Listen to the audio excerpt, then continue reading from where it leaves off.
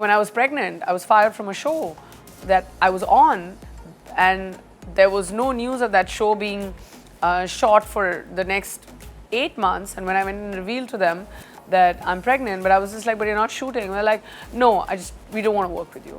So I'm just talking about like people who've said and done unreasonable things. But then someone looked at me and said, you need to lose 7 to 8 kilos if you want to do this role. And I'm like, how long is my role? Oh, you're going to be cast as this part, and you're there for about 7 minutes in the film. I was just like, look at the man's audacity. At this time, something that would be called a solo hit was back then like, why did she do this? I was like, will I have to pack my bags and go? Because if this is what doing a film like this would take, because it was an author-backed role for me, if this is what would happen, then, I mean, I don't know what the right thing to do is. The first time I sat in an airplane was my first modeling assignment. Before that, we couldn't afford like, sitting on a plane. So we were just like, let's just figure it out.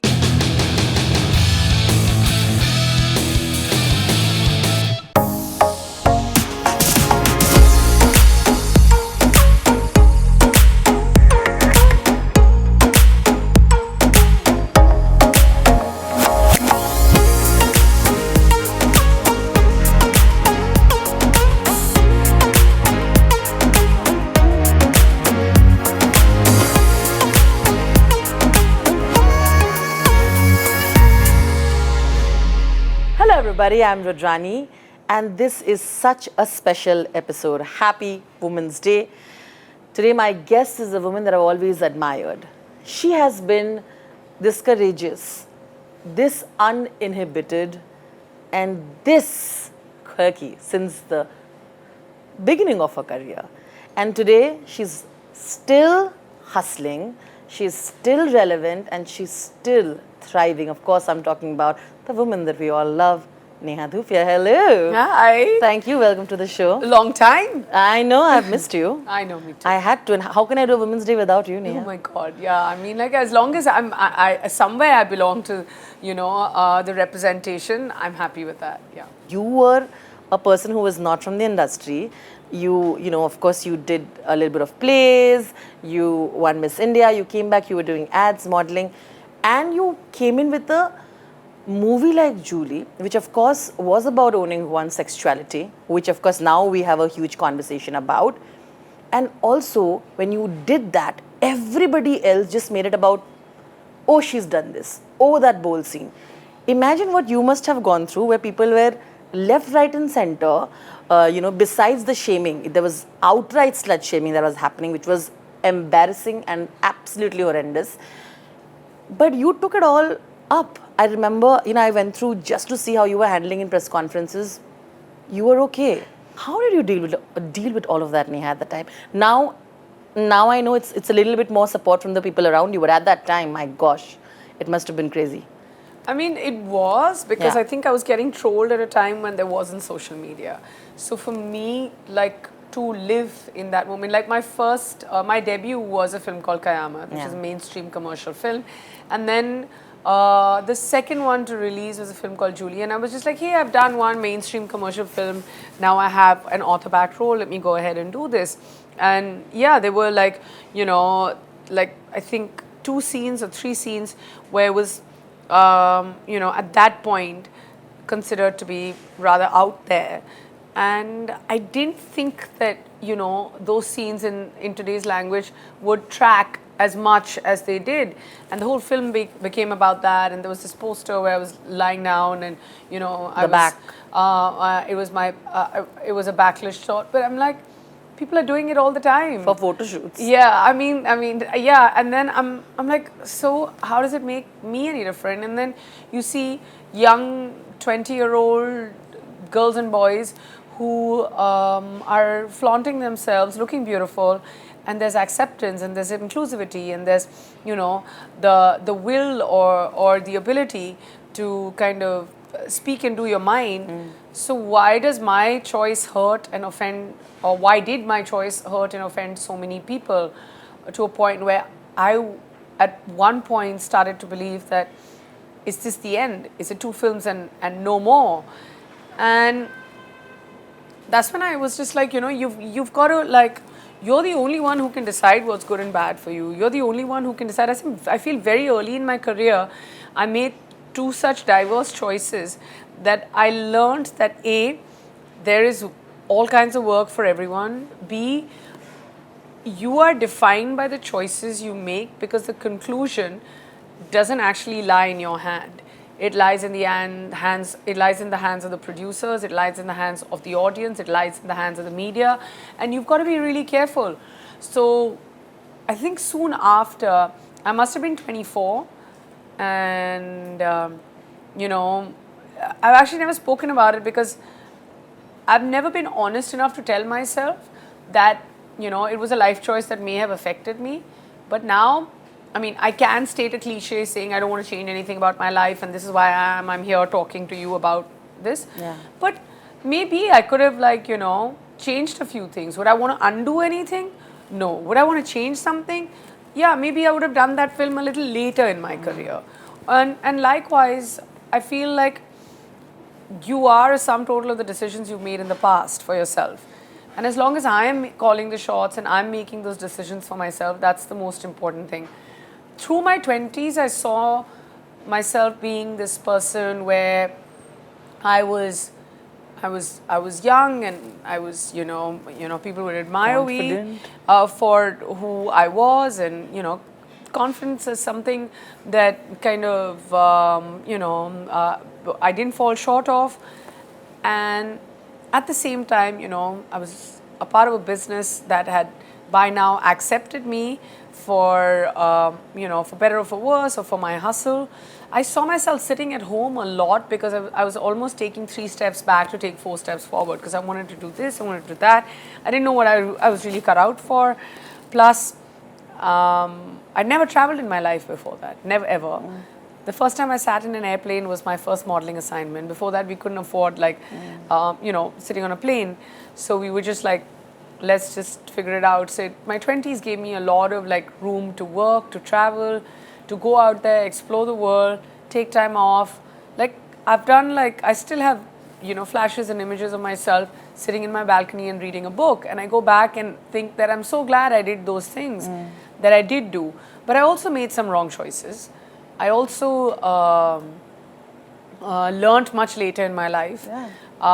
And by wrong choices, I don't mean relationships or friendships or, being betrayed. It's all a part of life. You need to go through that. You need to go through that heartbreak. You need to go through that adventure. You need to go through, betrayal at that level to understand that, not to trust easily or not to give yourself, not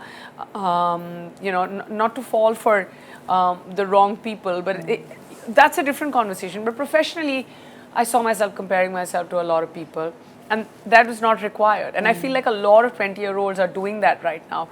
May not be as to, they don't wait for what they need to read in the papers and watch in the papers the next day. But yeah, I mean, just social media and they're there. I mean, the world is out there for them within seconds. And you're like, hey, why didn't I get this film? Or why didn't I wear this outfit? Or why didn't I get this nomination? Forget that. Why didn't I get so many likes on my photograph? I mean, I just feel like the trivial issues have become so large in people's heads that one needs to snap out of it. And through my 30s, I think, I just had cool relationships. I've had great friends my entire life who kind of give me a reality check, keep me grounded. And here I am in my 40s where, I'm a mother of 2 children. I have immense support from my family, my husband, who I love immensely. And I look back at my life, and now, would I want to change anything? No. Would I want to choose wisely? Yeah. Do I regret doing anything? No. Have I hurt anyone? Not at all. So I guess that the sum total of my life karma, I feel like feels pretty balanced. I love how you summarize that bit. But like I said, I will give you in this course of the interview credits where I think you were never given. Like I said, why I brought this up was because I felt at that time you were being made to feel apologetic for being who you were and for making choices at the time that you decided to. I remember there's one, while doing my research, I came across a question where during Mithya, obviously you fought to change the kind of bracketing you were getting, right? someone, you were being, a question that was asked to you was that, why did you name your character Julie? Why would you want people to like remember that phase, especially when you're running off? I feel like it was so unfair to make you go through that. Besides the obvious slut shaming and the kind of things that were being written about you because you did that film, I feel like, were you made to feel uncomfortable? I mean, Rajani, I'll be very honest. The person in me, or the actor in me, or the professional in me, and I don't like to name myself in third person because, I mean, I sound retarded, but just me being me, I'm very thick-skinned. I always have been. The mother in me, the wife in me, the daughter in me, the friend in me is not. So I would get extremely offended if somebody goes that far with me. But if they're going to take a jab at me, I really shun it off and I sleep it off. And that's where I feel like it started from. And the fact that you're bringing it up and you remember it, and I'm glad that you bring it up, because I also want to set an example for young 20-year-old women who are watching this, that we've all been through it, and it was harder back then. I mean, revival, survival, these things were so hard back then because, you can't put yourself out there as much as you can put yourself out there now. But I'm saying there's not just for the women, but also for men, everybody watching, there's that line.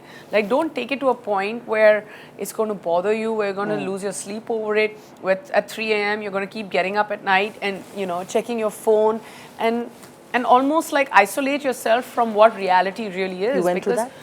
Reality really isn't that. No, did I go through that? No, but I was extremely stressed out to a point where I did question myself soon after the film release because people had so much judgment. Also because everyone had watched the film. It's not like the film did badly. Everyone watched it. And at this time, something that would be called a solo hit was back then like, why did she do this? I was like, will I have to pack my bags and go? Because if this is what doing a film like this would take, because it was an author-backed role for me, if this is what would happen, then, I don't know. I don't know what the right thing to do is. And I was ready. Like, I was like, okay, maybe it's time for me. I've done 2 films. I won the pageant. I got nothing to prove to anyone. I have an education behind me. It's time to go get a real job. I didn't feel like this was a real job till then. And you were preparing for IFS along with it. So, yes. Hello. Yeah, but, and in my head, I was like, I was there. And then I did 1 or 2 other films. And then soon after that, I think it was 2005 or 2006, I'm not sure, I got Chup Chup Ke. And then I moved on. I think I got De Danadan or Singer's King.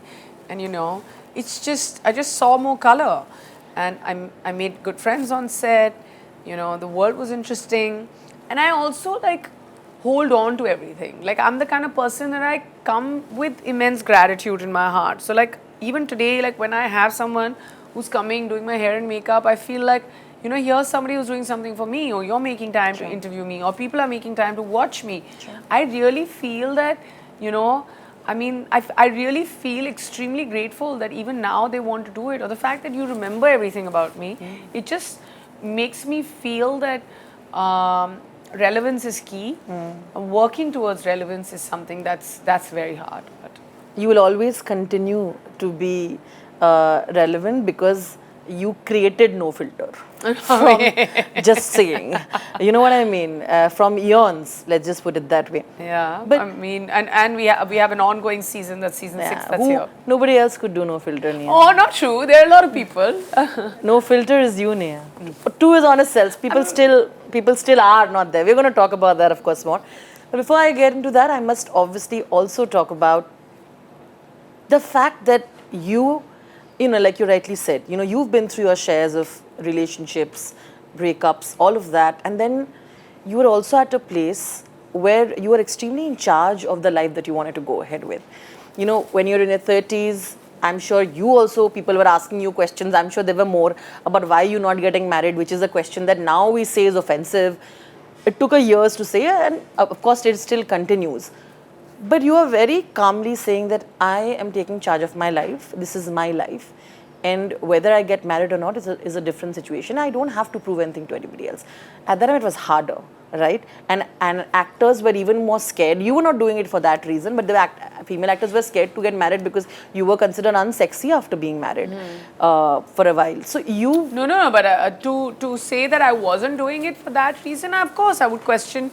Like, will I not be getting the same kind of work? Will I not be, you know, on a particular TV show that I really want to be? Will I not be here? Will I, you know, does this mean that it's the end of the road? Is there going to be, you know, a sabbatical? Will there be a comeback? Those things don't exist anymore. But back then, those questions existed in my head. To say that I wasn't thinking about it, I was. But was I overthinking about it? No. I mean, in my head, I wasn't, you know, like my parents would always tell me, and there was no pressure from their end, but they were like, you'll know when the time is right, you'll know when the person is right, you just know. And I'm like, how do you know? They were like, you'll just know. And you'll never know till you actually know. The thing is that, you know, in case somebody else who's watching this, who's just been married, who has been married, you just know. And the ones who haven't met the one, because I don't mean the one in like, in the way that everyone thinks, romanticizing it. I'm not romanticizing it. Where there's support, there's there's companionship, there's respect, there's trust. That's the one. You know, where there's friendship. I'm just trying to say the stuff that I share with my husband, or there's comfort. You know, that's the one. It's no like this unrealistic definition of, you know, there's going to be, you know, some knight in shining armor who's tall, dark and handsome, who's going to come, and there's no textbook definition of who the one is. You just know. I mean, and I feel like if the basis is even remotely away from respect and friendship, that's not the one. Like I said, there are very few Neha Dhupias even during the time. I'm particularly telling you. Now I know there are a lot more voices, which is why this conversation. I'm sure you had way more obnoxious conversations when casting was being discussed at that time. I want to know how you navigated yourself through that, because today, of course, you know, you're a producer and all of that. You know, I know how the rules you kind of changed and the kind of comfort you got around and the safety for others, because you know you've been in those positions and in those rooms. I want to know how you navigated through all of that. No, I mean, I used to be, there was a time when I was, I think, 15 kilos lighter than what I am. I've just lost 23 kilos. Yeah. But I'm saying 15 kilos also lighter than this. And someone looked at me and said, you need to lose 7 to 8 kilos if you want to do this role. And I'm like, how long is my role? Oh, you're going to be cast as this part, and you're there for about 7 minutes in the film. I was just like, look at the man's audacity. It's got nothing to do. It's not like you're playing like, you know, I feel physical changes or these requirements need to happen because you're playing, you know, if it's an action film, you need to be agile, you need to be, you know, different things. And I'm so happy that the world has become a far more inclusive place, because there's more room for different kind of actors. And, you know, even if, and when I joined the business, there was a stereotypical definition or a mold that was there, and if you don't fit into that mold, matlab sab ek hi thaan ke lagte the, and if you don't fit into that mold, then you're not good enough. Now it's like everyone is so different, everyone is so diverse. I mean, casting is so real, but you know, things happen. I mean, I've been fired for, you know, being, I don't know, like, oh no, she's got a sharp face, to like being fired for not willing to lose. It's not willing, but like wanting to lose like 7 or 10 more kilos off of the body that I'd already thought was super fit in my definition. But it was an unreasonable ask. Or I've been asked to, or when I was pregnant, I was fired from a show that I was on, and there was no news of that show being shot for the next 8 months. And when I went and revealed to them that I'm pregnant, but I was just like, but you're not shooting. They're like, no, we don't want to work with you. So I'm just talking about like people who've said and done unreasonable things, but I'm okay with it. At that time, it bothers you because you're like, I mean, you know, I wouldn't do that for anyone. But then when you look back, and like my friend always says, I have a very dear friend who's also a producer, and she's always saying that when you lose out on a job and you look back a year later, you'll understand why God was making this the life plan for you, because a year later you're like, thank God I didn't do this, because I wouldn't end up doing this and I wouldn't end up doing that. You know, you need to be at a level of maturity and confidence to understand that life and universe have a larger plan. And I know that at this time a lot of people will not understand what I'm saying, but it's true. It's true. I mean, I honestly don't sweat the small stuff, and I used to.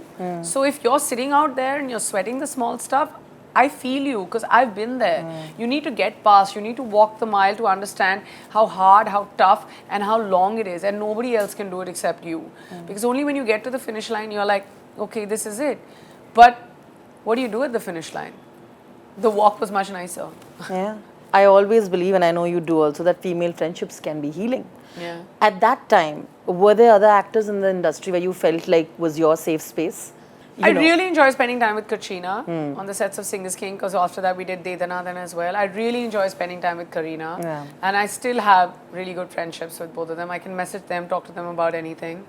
Who else? Soha. I mean, we've never worked together, but yeah, we are. I mean, there's nothing like last night. I mean, and just now, like my show dropped, and the first thing I was just like, you know, I have a brand new season of No Filter Neha. She knows how hard I worked on the show as a producer, and she's like, I haven't seen you in like a week or 10 days or something. I'm like, let's go out and celebrate. And she's like, what are we celebrating? I'm like, my show's done. We're done recording. We're doing all this. So Kunal and Angad were on the other side of the table. It was Soha and me. And she said something so beautiful. And she was just like, we're also celebrating. And, you know, we both were offered a show. And at different points, a week apart, you know, I was offered the show and she was offered the show, and we both said no. She said the other thing we're going to celebrate is the fact that we still have the ability to say no to work, which makes us so secure. Absolutely. Yeah, and I'll tell you, the sense of security comes from your children. My children have taught me how to be secure. You know, when I joined the business and I was very new, and I would look at like an Ajay Devgan or an Akshay Kumar, they were like, these are big stars and they're not going to shoot on Sundays.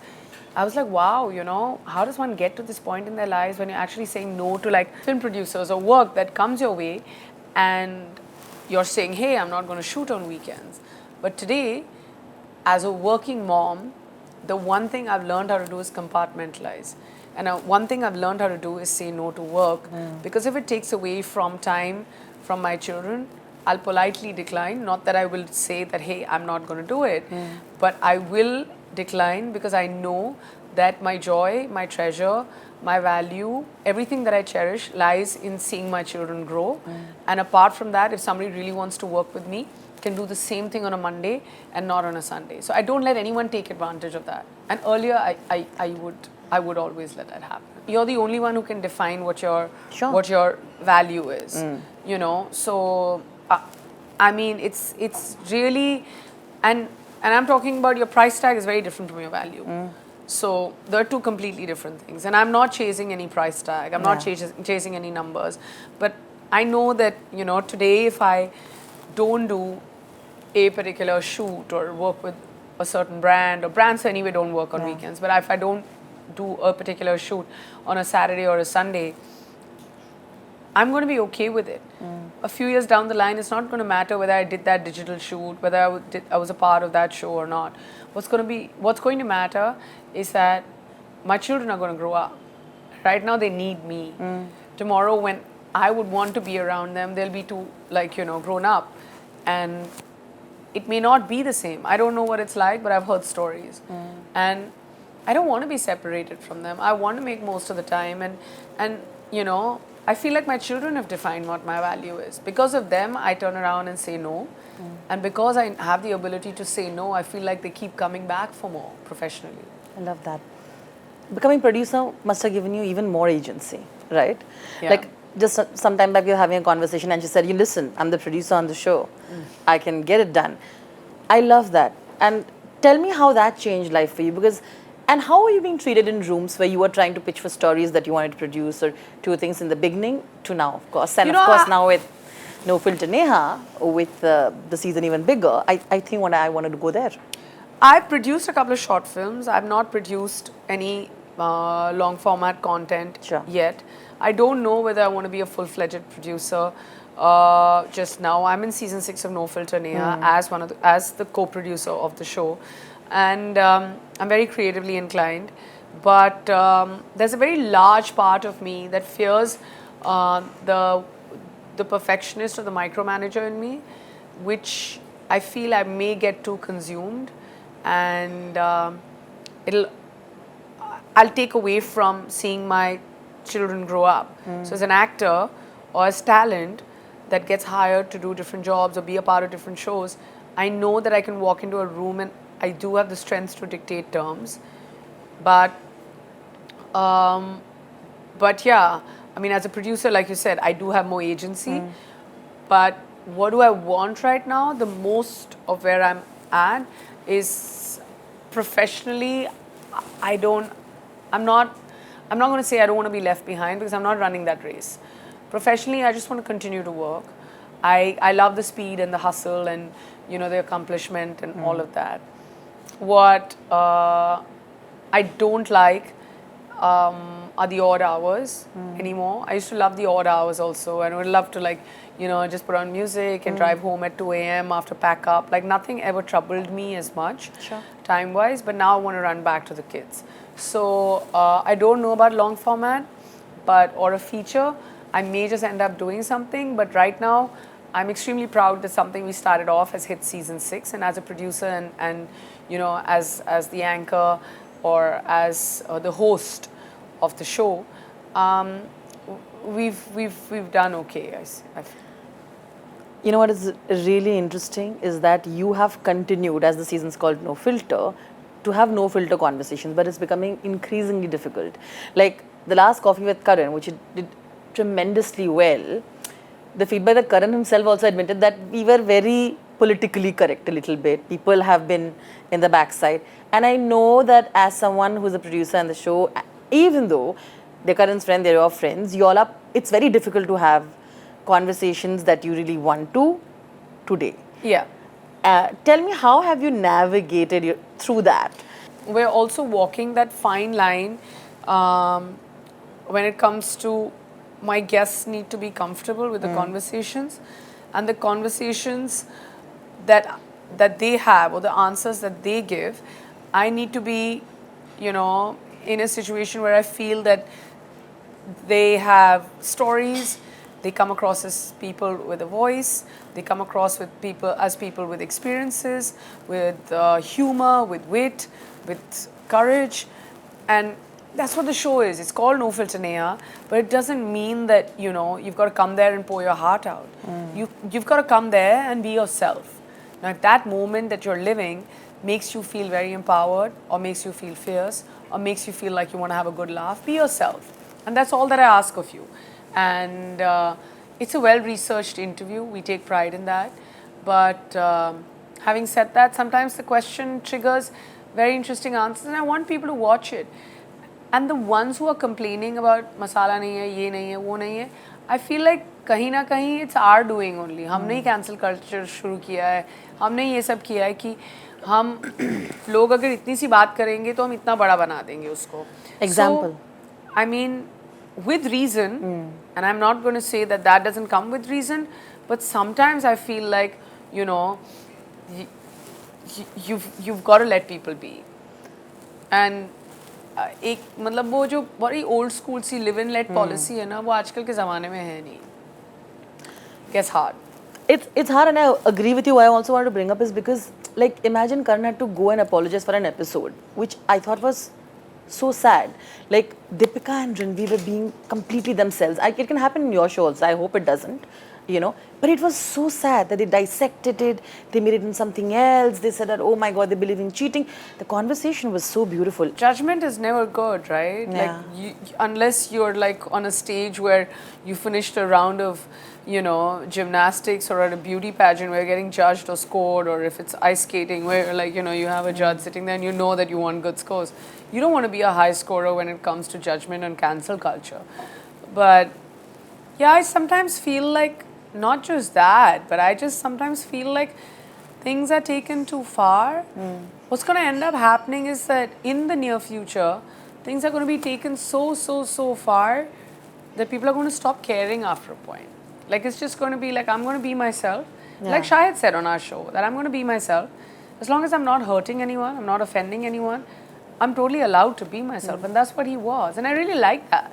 I felt like I was talking to Shahid 2.0, so which was very nice because he's been on the show even earlier, Yeah. and I felt that it was very like systematic and talking about the work and the movies and stuff. And this time he was just like, you're not following script, I'm not following script, let's just have fun and let's talk like we know each other. I've known the guy 26 years, so it needs to count for something. So yeah, as long as we're keeping it real and like this conversation, now if something blows up from here, What do you do? What do you do? But I'm just being myself. And please, thank God for that. I don't get to have real conversations. All right, to the last part. Some fun questions, of course. All right, Neha, are you ready? I'm ready. Okay, 3 women in your life that you give a lot of credit for adding to who you've become. Ooh, adding to who I have become. My mum, always. My closest friend, she doesn't live here. Her name is Pallavi. She lives in New York. Okay. And I speak to her like once, sometimes even once in 3 months, but I know that I can pick it up from where I left it. We were in school together. Yeah. And the third would be like a close call between, not third, but all of them, like another set of friends. Again, friends, my friends Nandini and Manmeet. So, but a lot of friends would be it, yeah. And Soha's a very dear friend as well. So yeah, lots of names actually. You've got to give it to women. The list is endless. And on days, sometimes I feel it's my team and everyone from my team. And there are days sometimes I feel like, even my support staff, because behind every working woman, there are many working women.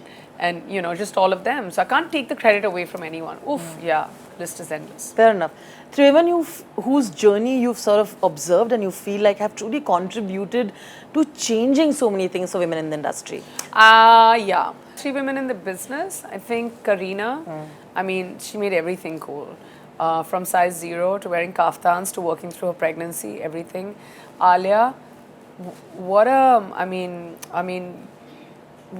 bundle of talent and energy and, all of that. And to be able to lead the way, pave the path, now turn producer and became a producer and a mom at the same time. Those things are hard. Ekta Kapoor, she kind of started it right from the beginning and up top. And, as a woman to be able to she was really in a man's world when she started off. Now there are other female producers as well. So yeah, Ekta Kapoor. If you had to be truly no filter, what is one fact that you'd like to drop about your favorite celebrity? You get to choose and you can drop the fact. Yeah, that Kareena called herself an eye roll. Yeah. She kind of is though, isn't it? No, I love it. I love it. Okay, what is the most no filter thing that Neha's done ever? I don't know. Actually, I don't know if you see my Instagram when it's not work. I put up really real stuff. Yeah. From taking hand-me-down clothes and passing them on to I don't know, sitting in pajamas and putting up posts. And I don't worry too much about the stuff that I put up. I think my Instagram page is pretty no filter. What is one-liner advice you'd like to give Meher when she turns 18? You do you. All right. On that note, happy Women's Day, Neha. Thank you very much. And I'm so happy that I made the cut for your Women's Day special. And I'd like to wish you and everybody else who's watching a happy Women's Day. And to all the men and women out there, yeah, rejoice.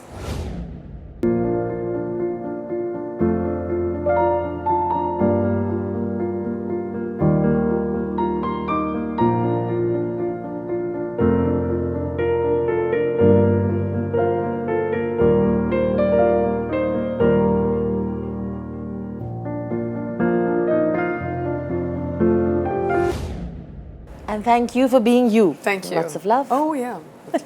I learned this from. Hi, I'm Dr. Rishikesh Pai. I'm a gynecologist and infertility specialist practicing since 1990. And I am the medical director of Bloom IVF Group. And we have many clinics. 2 main clinics are in Mumbai at Lilavati Hospital and in Delhi at Fortis Lafayette Hospital. When a patient is going for egg freezing, of course we need to do her AMH level and we would like to build her up. If her anemia is okay or not, if there's a hemoglobin, we give them iron, calcium, vitamins, antioxidant, and then after she is well built, then only we will do the procedure.